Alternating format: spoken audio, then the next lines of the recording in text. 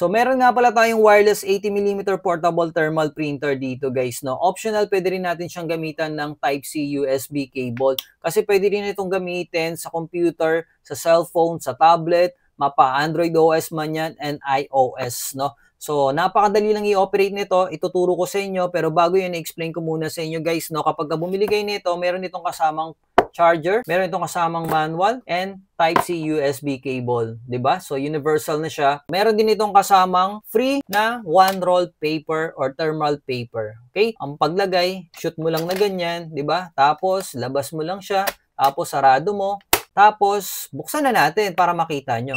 Tapos meron itong light indicator, makikita nyo naman dyan guys, no? Power, Bluetooth, charge, and pagka merong error. So let's say for example, binuksan nyo yan, mag-a-alarm po yan. Ayan, nag-e-error siya, di ba?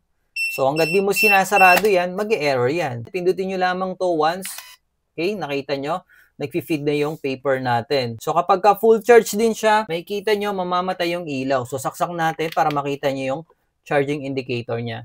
So, matagal din to malowbat guys kasi meron itong 2000 mAh battery. So, buksan natin lang dito sa likod. Makikita nyo, ayan no, di ba? So, 2,000 mAh po yan. So, nakalagay din dito guys, yung power supply, it should be 5 volts, 1 ampere lang, no? And then, yung paper type is 80mm. Alright? So, test na natin. Buksan lang natin siya. Ang gagawin natin is, bubuksan lang natin yung ating Bluetooth.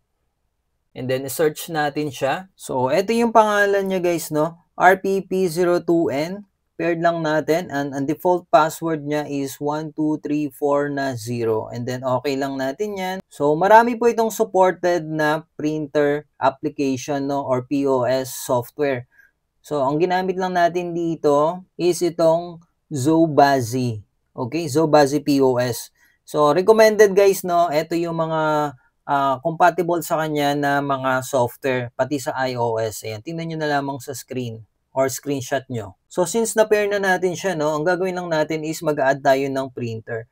So, add tayo dito ng printer, printer setup, add new printer, Bluetooth printer. Okay, allow lang natin siya. So, detect natin siya. Ito siya guys, no, yung RPP02N. So, 80mm, select natin. So, printer content, receipt lang. And then, print mode, pwede sigurong text lang or graphical. Okay, so press lang natin yung test print.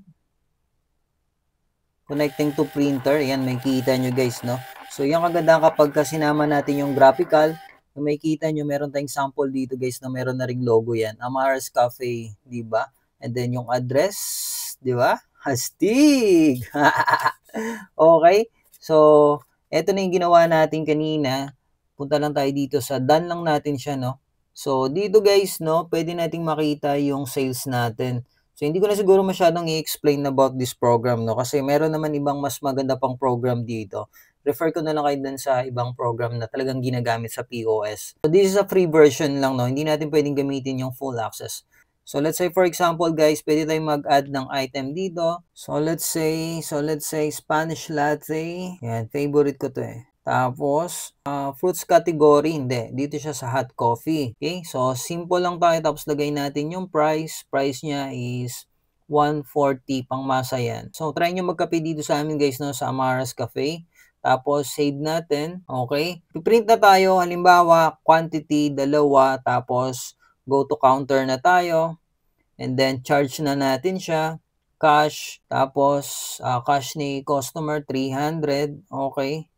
Tapos, receive by cash. Okay. Ayun no.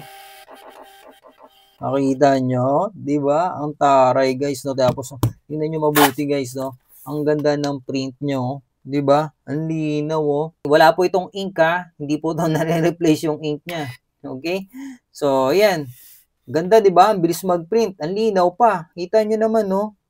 So, ayun guys, no, na-demo ko na sa inyo. Anong masasabi nyo? Wala naman siguro kayong malalait sa item na to guys, no? Makikita nyo naman, very compact. Kahit saan pwede nyo dalhin yan. Okay?